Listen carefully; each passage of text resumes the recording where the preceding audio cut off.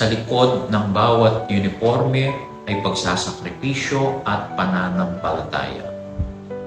Our police officers face long days and risks, yet they continue to protect, serve, and bring hope to our communities.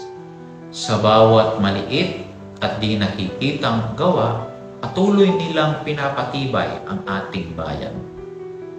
Jesus reminds us in Matthew chapter 5 verse 13 to 16, "You are the salt of the earth, you are the light of the world." Even quietly, their faithful service leaves a lasting impact. Let us take a moment to pray. Lord, guide our police officers. Grant them wisdom, strength, and hearts that remain faithful, and may their service shine as a light of hope and peace. Amen.